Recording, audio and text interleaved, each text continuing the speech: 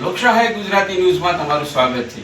મિત્રો, લોકશાહી ગુજરાત ન્યૂઝ આપ જાણો છો, અખબાર પણ છે, વેબસાઇટ પણ છે અને એમસીએમમાં પણ છે. હવે મિત્ર, આપણે આજે વાત કરવાની છે કે આ પૂજા કઈ રીતે કરવી. ઘણા બધા લોકો એમ કહેતા હોય કે જીતેન્દ્રગીરી, તમે તો પત્રકાર છો, તો ધાર્મિક મીડિયા નહીં. મિત્ર, આમાં જનરલ આવશે. લોકશાહી ન્યૂઝની અંદર જનરલ આવવાનું, ધાર્મિક પણ આવશે, ન્યૂઝ પણ આવશે, ટૂંકમાં જનરલ સમાચાર આમાં આવવાના છે. તો મિત્ર, આજે આપણે વાત કરવાના છે. આપણી સાથે પહેલા તો બાપુને સીતારામ કરીએ. બાપુ સીતારામ. સીતારામ. તેમજ આપણા મોહનભાઈ છે, તેમજ આપણા મિત્ર આપણી બાજુમાં છે. હા, તેમજ શું નામ છે તમારું? મસ્તાનભાઈ. વસ્તાનભાઈ પણ છે મારા મિત્ર. તો મિત્રો, આજે મોહનભાઈ એક વાત કરો. મોહનભાઈ, તમે જે સંસારીની પૂજાની વાત કરતા હતા, તો કઈ રીતે શું હોય? તો સંસારીની અંદર શાસ્ત્રોક્ત વિધિથી તો કદાચ સંસારી લોકો આટલી બધી શાસ્ત્રોક્ત વિધિથી પૂજા ન કરી શકે, પણ ઔપચારિક રીતે ભગવાન તો એક ભગવાનનું નામ સ્મરણ કરે તો પણ ખુશ થઈ જાય. પછી એ છતાં આપણાથી યથાશક્તિ બને એવા પૂજન વિધિની અંદર થોડુંક ઇન્ટરેસ્ટ અને ભગવાનને આપણા હૃદયમાં કઈ રીતે બિરાજમાન થાય એવી એક આપણી અંદરની ભાવના હોય તો તમે ગમે એ રીતે પૂજા કરો તો પણ ભગવાન સ્વીકાર કરે. એક જળનો લોટો પણ ભગવાન સ્વીકાર કરે. તો સામાન્ય રીતે સામાન્ય પૂજા કરવી હોય તો આપણે કઈ રીતે કરવું એવું એક પ્રેક્ટિકલ આપણે થોડી ઘણી ચર્ચા કરશું. તો એના લિંગ કઈ રીતે થાળું છે, કઈ રીતે આપણે ગૌમુખ છે, તો પૂજાની શરૂઆત ક્યાંથી કરવું એવું પ્રેક્ટિકલ થોડુંક આપણે ઉતારશું. તો આ બધું વિડીયો રાખજો. તો આ થાળી છે, થાળું પૂરવાનું, ભગવાનનું થાળું. આ છે લિંગ છે, શિવલિંગ. અને આ ગૌમુખ છે, આ ગૌમુખ. ગૌમુખ છે. તો ભગવાનની પૂજા કરવાની શરૂઆત એટલે આ તમારો જમણો પગ અહીંયા લઈ લો. હા. પૂરું ફેરવી નાખો. હા, તમારો પગ ફેરવી નાખો. હા, જમણો પગ આ પગ છે ને, આ જમણો પગ એ આગળ હોય, ડાબો પગ છે અપશુકન વાળો પગ હોય, જમણો પગ છે પવિત્ર પગ, એટલે એનું આપણે ચિહ્ન આગળ રાખ્યો. હવે શરૂઆતની અંદર ભગવાનને પહેલા તો ઓમ નમઃ શિવાય કરી આંખ બંધ કરી અને એનું સ્મરણ કરવું. સ્મરણ થઈ ગયું. સ્મરણ થઈ ગયા પછી ભગવાનને આપણે વંદન પ્રાર્થના કરી અને પછી શરૂઆત કરીએ તો સૌથી પહેલાં ચંદન લેવાનું. ચંદન આપણી પાસે હોય આજે, તો ચંદનનું પહેલાં અહીંયા છે ને, બરોબર? હા. તો ચંદન શિવલિંગ ઉપર કરવાનું. એક ચંદનનું તિલક શિવલિંગ ઉપર કરવાનું. એ પછી આજે સાઈડ થઈ ગૌમુખની સાઈડ, એમણે જમણી સાઈડમાં ગણપતિ આવ્યા તો જમણી સાઈડમાં ગણપતિને કરો. ડાબી સાઈડની અંદર કાર્તિકી ભગવાન અને પછી ગૌમુખમાં ભગવાનને તિલક કરવાનું. 1, 2, 3 અને 4 તિલક થઈ ગયા. પછી 5મું તિલક અહીંયા અશોક સુંદરીમાં છે, અશોક સુંદરીને તિલક કરવાનું. અને ગૌમુખની બિલકુલ વિરુદ્ધ સાઈડની અંદર પાર્વતીજી છે. આ 6 થયા ને એના પછીનું તિલક છે જલાધારી ઉપર. એટલે 7 તિલક પેલા કંકુ ચંદનના આપણે કરવાના. અને ચંદનના કંકુ થઈ ગયા પછી આપણે જલાધારી કરવાની. આ ટાઈપની જલાધારી, કંઈ વાંધો નહીં.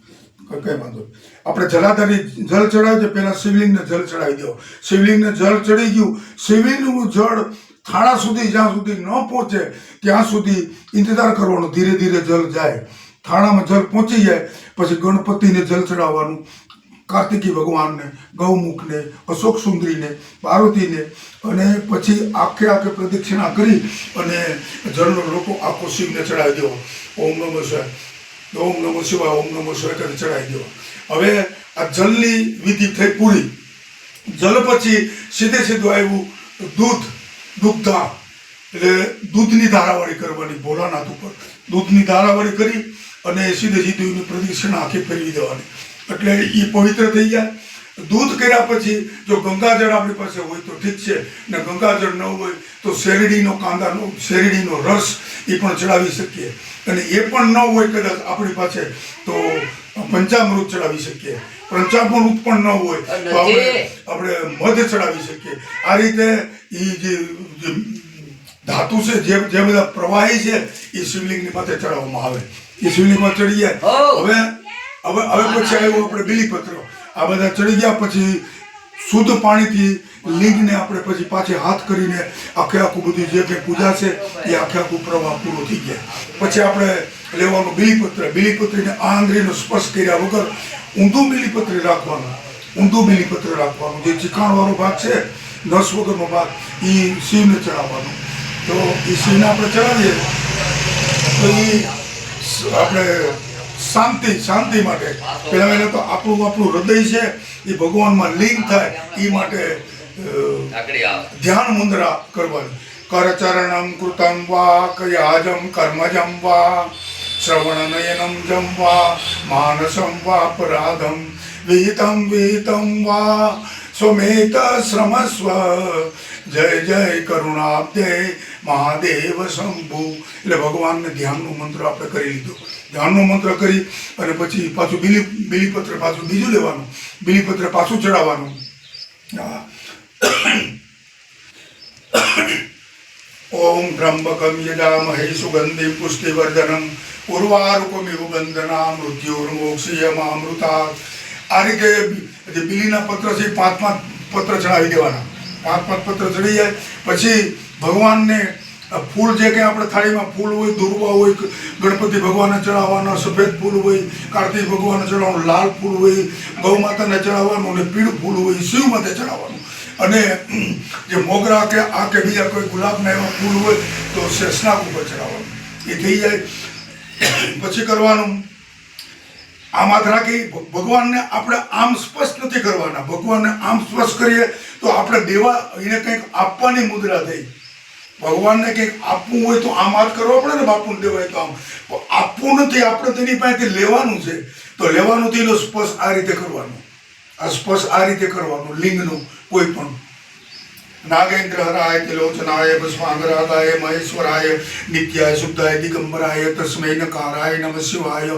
મંદાકિની સલિલ ચંદન ચર્ચિતાય નંદીશ્વર પ્રમથનાથ મહેશ્વરાય મંદાર પુષ્પ સુપૂજિતાય તસ્મૈ મકારાય નમઃ શિવાય. શિવાય ગૌરી વૃદ્ધાબ્જ વૃંદ સૂર્યાય દક્ષાધર નાસુકાય નિશિ નીલકંઠાય પ્રસિદ્ધાય તસ્મૈ શ્રીકારાય નમઃ શિવાય. વશિષ્ઠ કુંભોતો ભોગૌતમાર્ય મુનિન્દ્ર દેવાર્જિત શેખરાય ચંદ્રાકર વિશ્વાનર લોચનાય તસ્મૈ વકારાય નમઃ શિવાય.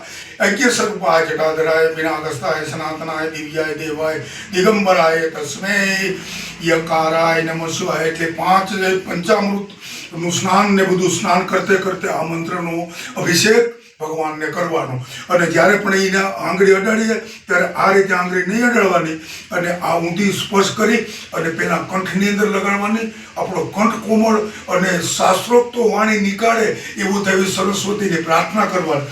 પછી બીજો સુવાસ છે એ ગૌમુખમાંથી જલ આવ્યું એને આપણે આંખમાંથી લગાડવાનું કે આપણી દ્રષ્ટિ છે આટલી બધી સુગમ અને સુંદર થાય અને સારી વસ્તુનું કરે. ગૌમુખ થઈ ગયા પછી સીધે સીધું પાર્વતીજીને આમ હાથનું પ્રદક્ષિણા કરી અને ગણપતિ બાપા અને કાર્તિકી ભગવાન એ બેયને સ્પર્શ કરી અને સીધું કપાળ ઉપર લગાડવાનું કે આપણી ભાગ્ય રેખા છે એ અતિ સુંદર અને આપણા જીવનની અંદર કોઈ પણ વિઘ્ન ન આવે.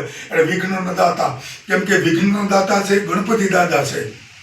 હા, એટલે ગણપતિ દાદા આપણું વિઘ્નનું સ્મરણ કરીએ, ગણપતિ દાદાનું સ્મરણ કરીએ તો આપણું વિઘ્નનો નાશ થઈ જાય અને બળબુદ્ધિ આયુષ્ય એ બધું આપણે મગજજી મહારાજ હનુમાનજી મહારાજના પુત્ર છે એ હનુમાનજી મહારાજીને 4 જ ઓપેલું આ સમાજનું કલ્યાણ કરવા માટેથી. હનુમાનજી મહારાજ તો રામ નામની અંદર તલ્લીન છે. એની પાસે 1 મિનિટનો સમય નથી. તો એના પુત્ર મકરધ્વજજી મહારાજને આપણું રક્ષા માટે થઈ ને પૃથ્વી ઉપર આખા ભ્રમણ કરતા જ હોય તો એનું પણ સ્મરણ કરવાનું. અને એ રીતે બધું કમ્પ્લીટ આપણી વિધિ પૂરી થઈ જાય પછી ભગવાનને નમન કરી અને તત્પુરુષાય વિદ્મહે મહાદેવાય ધીમહિ તન્નો રુદ્ર પ્રચોદયાત.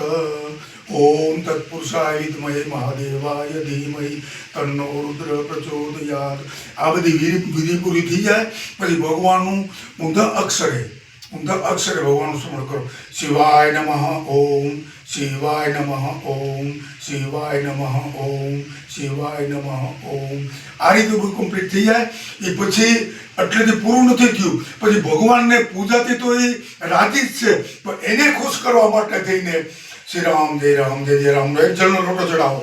શ્રી રામ જય રામ જય જય રામ શ્રી રામ જય રામ જય જય રામ. એ એક લોટા સુધી રામ નામનું સ્મરણ કરો એટલે ભગવાનના અંદરથી હૃદયમાંથી ભૂખડા છૂટે, એટલા રાજી થાય, એના ઈષ્ટ છે. અને એ પછી પ્રેમ હૃદયની અંદર પ્રાપ્ત કરવા માટે થઈને કૃષ્ણ સ્મરણ કરો.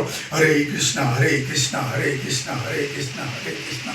એ કૃષ્ણ સ્મરણ થઈ જાય પછી દર્શન કરી અને આપણી શિર છે દ્રવ આપણે જે આપણે કાંઠાની અંદર સ્પર્શ કરી, કપાળ આપણું સ્પર્શ કરી અને પ્રણામ કરીને ઊભું થવાનું. પછી જે આસન છે એને વાળીને ઓમ ઇન્દ્રાય નમઃ, ઓમ ઇન્દ્રાય નમઃ કરી આંખે એ જલ જરાક એવું જલ છાંટી આંખે અડાડી ઊભું થઈ આસન વાળીને મૂકી દેવાનું. આ શિવ પૂજા પૂરી થઈ ગઈ. પછી 3 પ્રદક્ષિણા આપણે 1 પ્રદક્ષિણા પૂર્ણી ફરવાની. એ થઈ ગયા પછી સૂર્યનારાયણ ભગવાન નમસ્કાર કરો. એક જલનો લોટો એ જ ઓટલા માટે જ સૂર્યનારાયણ ભગવાનને સૂર્યાય નમઃ, આદિત્યાય નમઃ, ઓમ રવૈયે નમઃ, ઓમ અરણ ગર્ભાય નમઃ. પછી તમારા જે ઈષ્ટ હોય ગુરુ, જે કંઈ ગુરુને માનતા દેવ દેવી દેવતાઓ ગુરુને માનતો એનું સ્મરણ કરી લોટો ચડાવી દેવાનો. અને ભગવાનને આંખ બંધ કરી અને ભગવાનને 7 ઘોડાની લગામ, 7 ઘોડાના મોઢા અને સૂર્યનારાયણ ભગવાન એનું તમે ધ્યાન કરવાનું. એટલે તમે આંખ બંધ કરશો એટલે ઘોડા આવી જાય, લગામય આવી જાય અને સૂર્યનારાયણ ભગવાન પણ આવી જાય, એનો પ્રકાશ પણ. સૂર્યનારાયણ ભગવાનને નમસ્કાર કરી એટલે એ આપણા ભોળાનાથ કદાચ ભૂલી જાય કોઈ પણ કાર્ય તો સૂર્યનારાયણ ભગવાન છે ને એ ભોળાનાથ ભગવાનને યાદ કરી અને કરે. અને એ થઈ ગયા પછી મંદિરની અંદર પાછું જઈ બધી દેવી દેવતાઓનું સ્મરણ કરી પછી આવવાનું નંદી પાસે, નંદી મહારાજ પાસે.